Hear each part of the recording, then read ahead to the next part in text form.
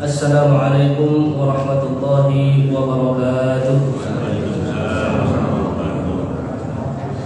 Alhamdulillah wassalatu wassalamu ala Rasulillah wa ba'du. Puji syukur kita panjatkan kehadirat Allah Subhanahu wa taala.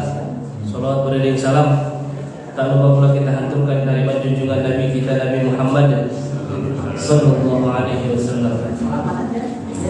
Jadi Rasulullah sallallahu alaihi wasallam yang kedua beliau menghapuskan perbudakan. Yang ketiga Rasulullah menghapuskan gaya nikah orang Arab jahiliyah.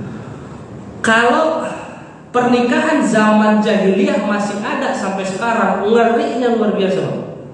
Kampung kita ini akan berantakan luar biasa. Kalaulah bukan karena Nabi Muhammad SAW hancur tatanan bermasyarakat. Kenapa? Di Arab dulu pernikahan jahiliyah itu buruk semuanya. Kecuali satu pernikahan yang kita pakai sekarang, namanya nikahul wiladah. Pernikahan kita ada dua pengantin laki, pengantin perempuan, ada wali, ada saksi, ijab qabul dan mahar, itu namanya wiladah.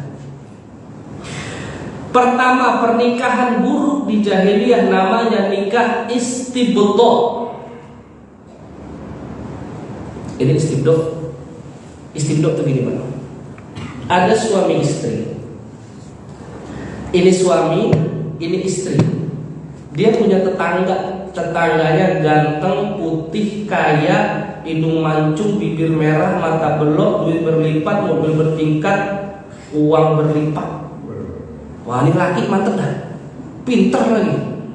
Suami istri ini ngomong, si suami ngomong sama istrinya, "Mak, lu ke rumah dia ya, lu main sama dia, sampai hamil jangan lupa."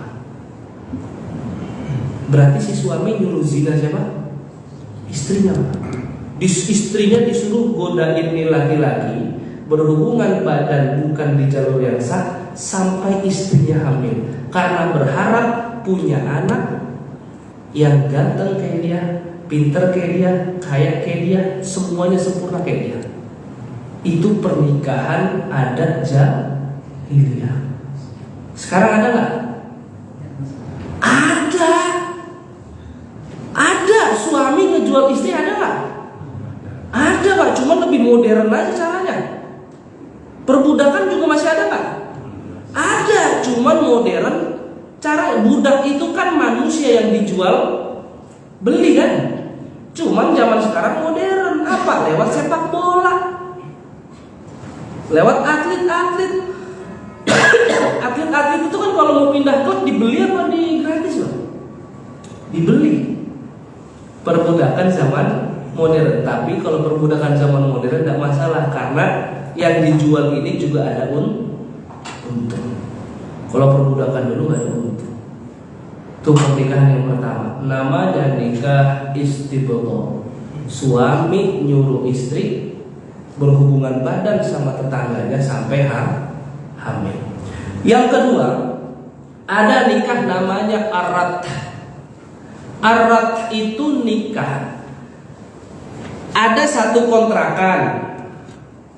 Di satu kontrakan ini ada satu perempuan. Terus dimasukin sama 10 laki. Ada Pak istilah zaman sekarang ada, tapi nggak etis saya sebut di masjid.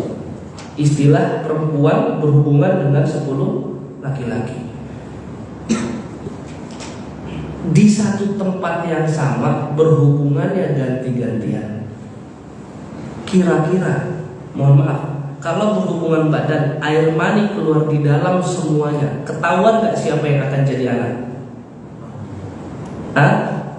Nggak ketahuan toh? Air mani siapa nih yang jadi anak? Ketika si perempuan ini hamil, nih perempuan tinggal nunjuk dari 10 orang yang main sama dia untuk jadi bapak dari anak yang dia kandung. Kalau zaman dulu ada tes DNA, gampang banget ngeceknya. Zaman dulu gara-gara gak ada tes DNA aja, terserah nih perempuan mau nunjuk siapa jadi suaminya. Tuh pernikahan zaman jahiliyah, ngeri Bang. Satu perempuan lawan 10 laki-laki. Yang ketiga ada namanya pernikahan ar-rayah. Apa pernikahan ar-rayah? Ada satu rumah si fulanah perempuan. Dia belum punya suami, terus pengen punya suami, Bang. Dia pasanglah bendera merah atau kuning di atas pintu rumahnya. Dia tempel tuh bendera tepat. Orang lihat, bendera nempel tuh. Itu siapa saja laki-laki yang melihat mau masuk dipersilahkan. Sekalipun dalam hari itu 25 laki-laki menggauli di perempuan. Ini kuat juga malah. Sehari standar angka minimumnya 25, Pak. Itu minimum. Dari 25 ada absennya juga lagi itu perempuan. Ada namanya. Jadi kalau ini perempuan hamil, ini perempuan tinggal nunjuk dari 25 orang tadi yang bakal jadi bapak dari anak yang dia kandung. Itu namanya nikah apa? Ar-rayah, nikah bendera. Yang terakhir, tapi saya nggak tahu zaman sekarang ada apa enggak nih? Nikah barter anak gadis, namanya nikah usigor. Contoh, jangan saya, Fulan sama Fulan, si Fulan A punya anak perawan, Fulan B punya anak perawan. Fulan A ngomong sama Fulan B, Fulan B, anak lu gua kawinin, lu kawinin anak gua. Barter anak perawan, namanya nikah usigor. Nikah istibto, royah, arad, sigor dalam Islam sudah haram. Yang boleh hanya nikahun wiladah, nikah kayak kita sekarang. Kemudian kemarin kita pernah bahas bahwa kalimat Allah itu punya kesempurnaan yang luar biasa. Alif, lam, ya, sudah kita bahas. Ternyata bukan Allah saja yang punya kesempurnaan. Nabi Muhammad juga di sekitarnya itu ternyata beliau dikelilingi oleh orang-orang yang mulia dan dikelilingi oleh kejadian dan momentum yang baik semuanya. Allah semua namanya baik. Nabi Muhammad juga dikelilingi oleh sesuatu yang baik. Contoh, Nabi Muhammad SAW artinya apa? Arti dari Muhammad, orang yang terpuji. Abu Lahab dulu gara-gara kesel banget sama Nabi Muhammad, manggil Nabi Muhammad bukan Muhammad, Pak, tapi Muzammam. Muzammam lawan kata dari Muhammad. Apa arti Muzammam? Yang tercela. Nabi Muhammad artinya yang terpuji. Kemudian Nabi Muhammad punya orang tua. Kedua orang tua Nabi Muhammad kedua-duanya beriman kepada Allah. Pernah dengar nggak Pak? Ada istilah bapak ibu Nabi masuk neraka? Pernah? Percaya nggak itu Pak? Kenapa? Ntar kalau ditanya orang, dalilnya apa? Ya kan banyak ya. Gara-gara satu hadis, inna abi wa abaka finnar. Ada seorang sahabat datang ke Rasulullah. Ya Rasulullah, aina abi? Ya Rasulullah, ayahku di mana? Ini sahabat nanya. Ayahnya nih sahabat meninggal, tapi bukan termasuk bagian dari ahlul fatrah. Masa-masa pergeseran sebelum datangnya Nabi Muhammad SAW. Zaman Nabi Isa sama Nabi Muhammad, ahlul fatrah itu di tengah-tengah. Tapi ahlul fatrah yang di tengah-tengah tetap beriman kepada ajaran Nabi Isa alaihi salam sebelum Nabi Muhammad datang. Nah, ini bapaknya sahabat tidak beriman dengan ajaran Nabi Isa alaihi salam. Nah, yang tadi yang ke Nabi, ya Rasulullah, aina abi? Dijawablah sama Nabi. Nabi kan nggak bisa bohong. Dan Nabi tahu apa yang terjadi dengan alam semesta, dunia dan akhirat. Dijawab sama Nabi, inna abaka finnar. Ayahmu ada di dalam api neraka. Sedih nggak nih sahabat dengar bapak jadi neraka? Sedih. Nabi nggak bisa lihat orang sedih mendalam.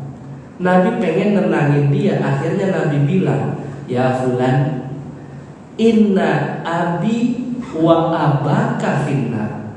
Sesungguhnya abi, kalau Indonesia, abi artinya apa? Ayah. Kalau pakai terjemahan Indonesia, makanya baca Arab jangan pakai terjemahan Indonesia saja. Ternyata di Arab abi itu bisa diartikan dengan sebutan paman. Saya punya paman, saya bilang paman saya abi juga pak kalau di Arab. Nabi bilang orang Indonesia ini aja kebanyakan baca terjemah, nggak baca asalnya dengan sempurna. Kalau baca tafsir terjemahnya dibaca, bukan baca kan beda pak, baca terjemah sama baca tafsir. Nabi biar dia tenang, Nabi bilang, fulan gak usah sedih, ayahmu dan pamanku ada di neraka. Udah kita jelasin arti abi di sini paman, masih aja orang salah tangkep. Yang dimaksud paman Nabi neraka adalah Abu Thalib. Tapi yang masuk neraka itu sebetulnya Abu Lahab. Banyak orang kita meyakini paman Nabi yang masuk neraka adalah Abu Thalib. Tapi aslinya paman Nabi yang masuk neraka Abu Lahab. Nabi dikelilingi yang baik. Kita ambil sederhana. Nabi, ayah ibu Nabi itu para ulama mengklasifikasikan sebagai ahlul fatrah. Ahlul fatrah orang yang hidup di tengah-tengah zaman, dari zaman Nabi Isa sampai Nabi diutus. Orang yang hidup di sini dan beriman kepada Nabi Isa. Ajaran Nabi Isa kan sama ajaran Islam sama, nggak ada bedanya. Nabi Isa tauhidnya sama. Ayah ibu Nabi beriman dengan ajaran Nabi Isa yang sesungguhnya, bukan yang sekarang ya Pak.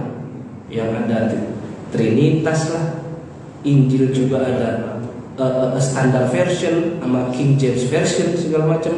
Kemudian kisah-kisahnya juga banyak kisah-kisah yang nggak pas. Ayah ibu Nabi ahlul fatrah. Kalau ahlul fatrah masuk dalam kategori orang yang beriman kepada Allah, maka nggak pantas kita bilang ayah ibu Nabi masuk neraka. Penguat dalil, ada orang nanya sama saya, Ustaz ceramah begitu dalilnya apa? Buka surat Al-Ahzab. Saya lupa ayatnya, yang jelas bunyinya wa ma kunna mu'adzibina hatta nab'atsa rasula. Aku tidak akan mengazab siapapun sampai telah diutus Rasul bagi mereka. Ya artinya ahlul fatrah. Ya bener aja, dari rahim orang tuanya. Masa iya orang tua Nabi yang rahimnya dipakai masuk ke dalam neraka? Nabi punya ayah namanya siapa? Apa arti Abdullah? Hamba Allah. Orang kafir dulu namainnya bukan hamba Allah Pak, tapi siapa? Abdullah wal Uzza, atau Abdul Uzza atau Abdul Lat. Hambanya berhala bernama Uzza dan hambanya berhala bernama Lat. Latta wal Uzza. Ini kan ciri bahwa ayah baginda Nabi sudah beriman, namain dirinya aja dengan hamba Allah. Ibunya Nabi namanya siapa? Aminah, Sayyidatu Aminah. Apa arti Aminah? Ayatnya dari situ ada tuh, yang memberi rasa aman. Nabi, ayah ibunya namanya Aminah, bapaknya namanya Abdullah. Ini artinya baik-baik semua. Nabi lahir di bulan Rabiul Awal. Orang Arab menyebut Rabiul Awal itu bulan Rabiul Anwar, bulan-bulan musim seminya Arab. Arab itu ada musim dingin, musim dingin, panas dan semi. Musim dinginnya sakitin tulang. Sakit tulang saya Pak. 12 tahun di Mesir kita ngerasain dingin sama panas, sakit semua. Kalau udah dingin nyampe ke tulang, kalau udah panas nyampe ke tenggorokan Pak.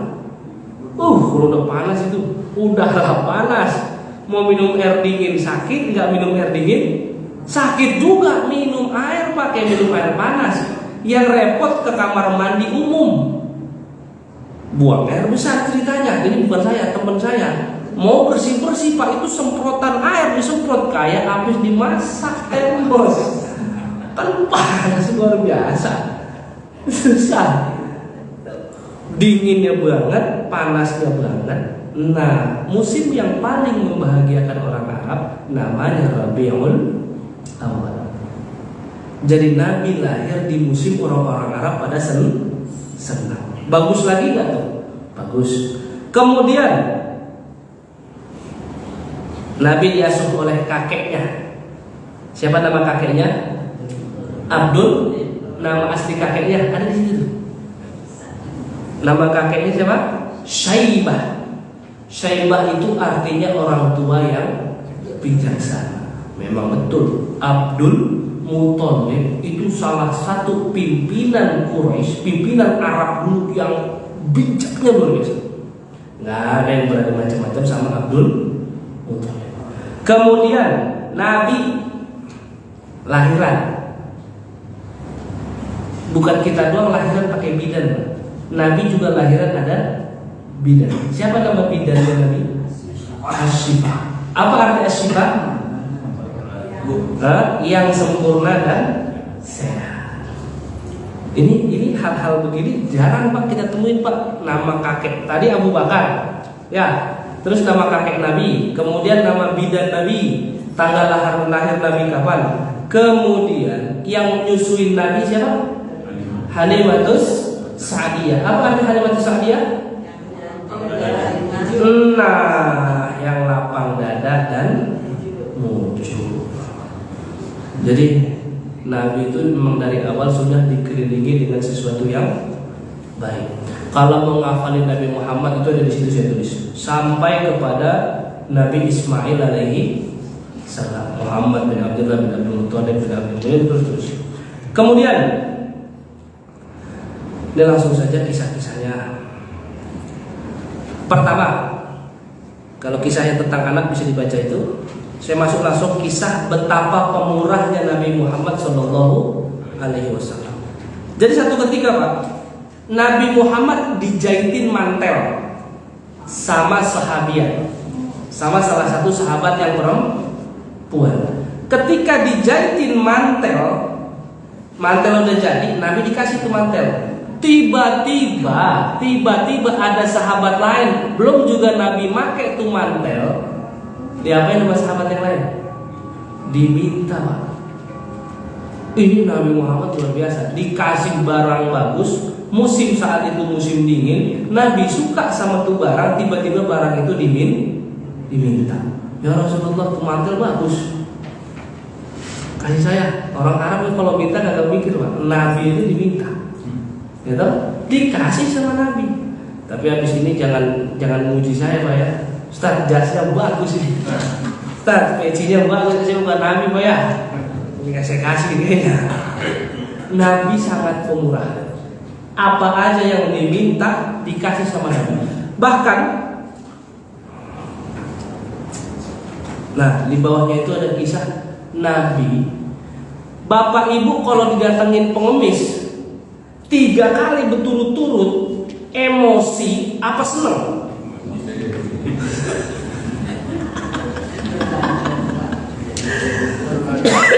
Atau didatengin pengamen itu kan nggak minta-minta dia.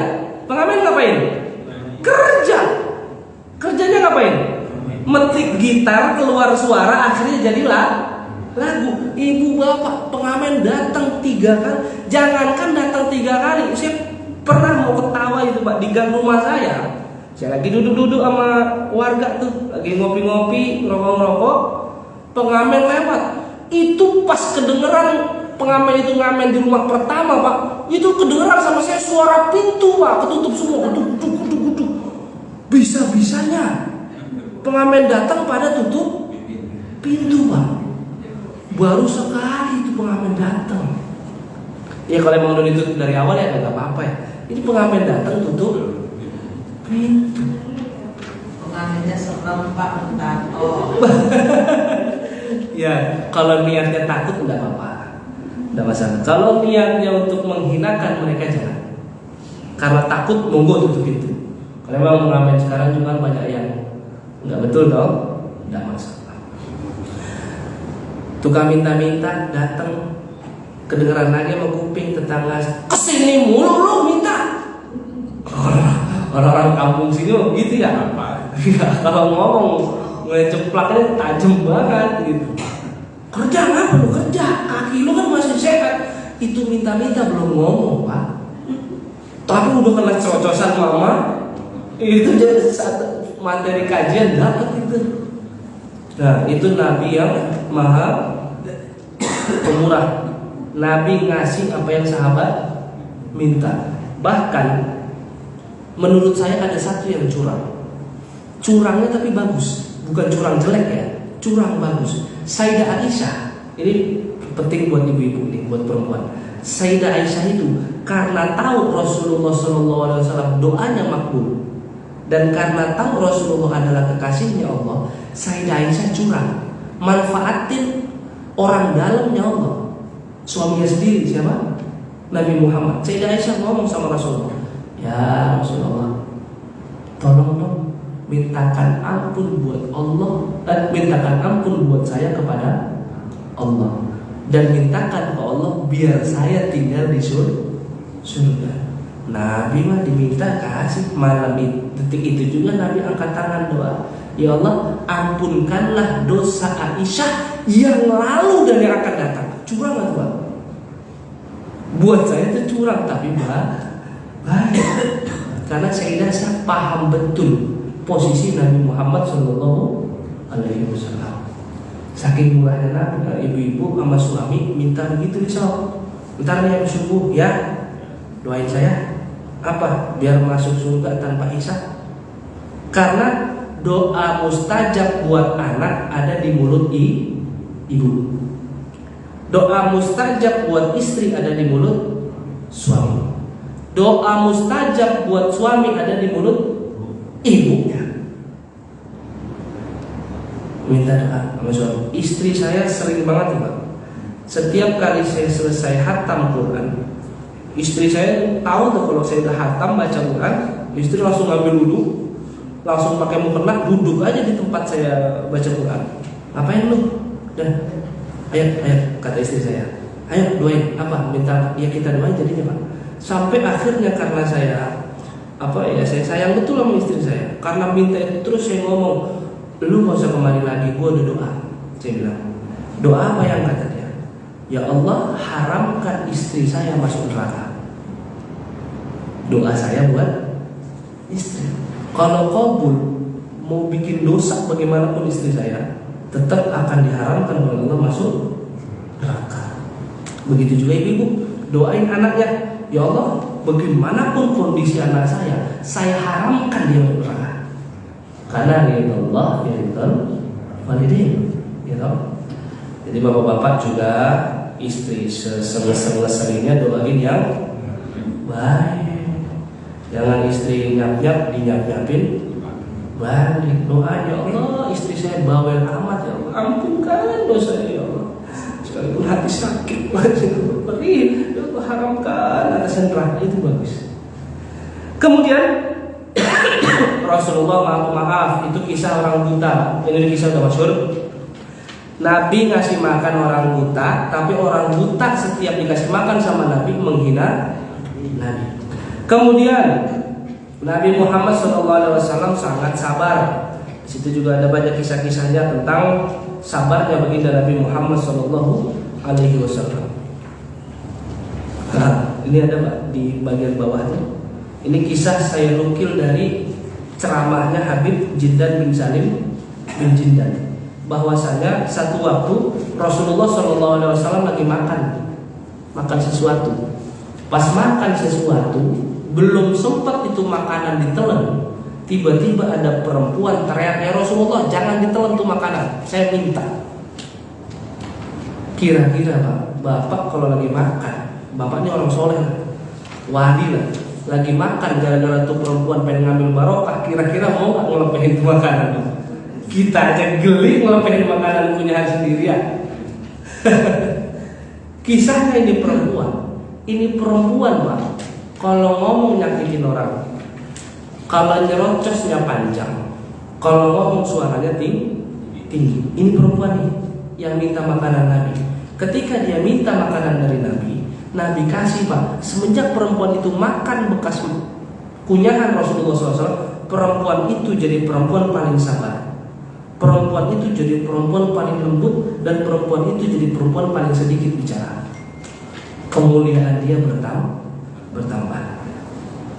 Baik, terakhir, sudah banyak nih, tapi tidak apa-apa dibaca sendiri saja. Terakhir, kisah Rasulullah SAW yang maha penyayang. Rasul itu sangat senang dan sayang kepada anak yatim. Dan ada satu kisah seorang anak kecil namanya Umair. Panggilannya itu ya Aba Umair. Satu waktu Nabi melihat anak kecil lagi nangis, tapi sambil megang burung. Ternyata burungnya itu mati. Ketika burungnya mati, Nabi samperin, ya Aba Umair, ma fa'alan Nughair. Wahai Aba Umair, apa yang Nughair lakukan? Nughair itu artinya burung kecil. Ternyata hal sederhana begitu saja menjadi bukti bahwa Nabi Muhammad SAW sangat penyayang kepada siapapun dan anak.